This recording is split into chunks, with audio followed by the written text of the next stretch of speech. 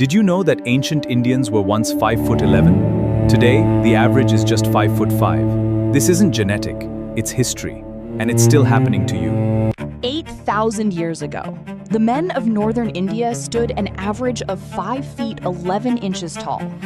They were lean, muscular, physically powerful, warriors, farmers, and wrestlers who ate food that modern science is only now beginning to fully understand. Today, the average Indian male stands 5 feet 4 inches. That's a 7-inch drop.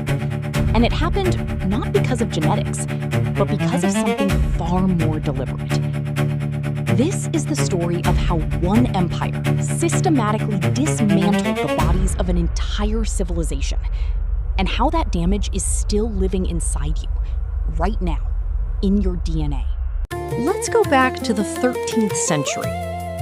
The average Indian man stood nearly 5 feet 8 inches, taller than most Europeans of that era. He wasn't built that way by accident. Every single day, he moved, not at a gym, through life itself. Farming, wrestling, artisan trades, martial arts.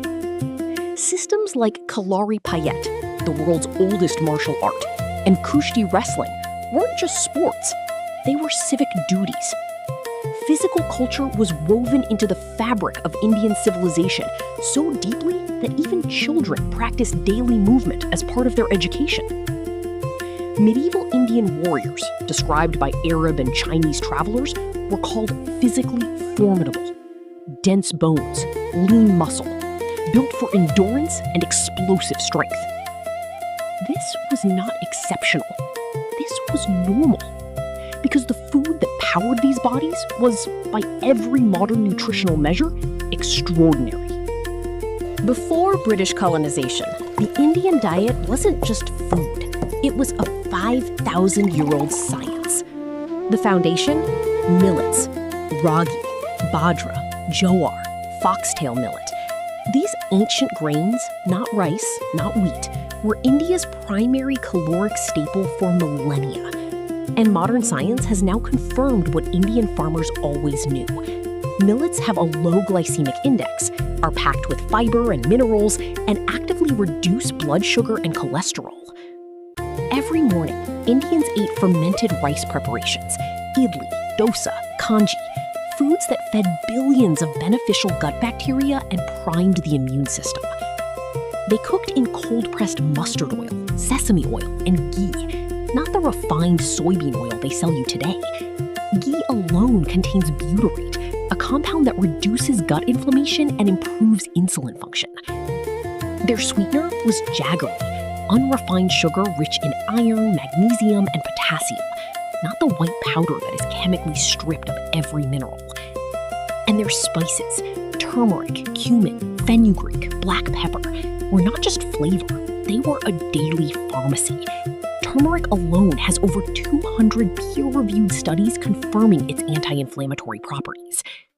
The traditional Indian thali was, by any modern nutritional standard, a near-perfect meal.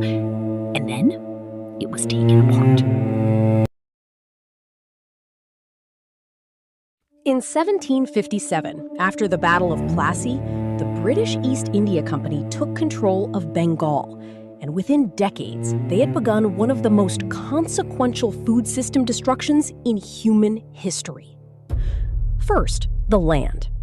The 1793 Permanent Settlement Act forced Indian farmers to pay fixed taxes, regardless of harvest, driving them into debt and forcing them to abandon diverse subsistence crops for whatever cash crop the British needed. Indigo, cotton, opium. Crops that filled British factories, not Indian stomachs. The lush polyculture of Indian farming, where millets, pulses, and vegetables grew together, replenishing each other's soil nutrients, was replaced by colonial monocultures that stripped the soil bare. Then came the tea invasion. Indians had never traditionally drunk tea. They drank buttermilk, herbal kata, turmeric water. But British plantation companies deliberately created a domestic Indian market for their Assam and Darjeeling tea crops.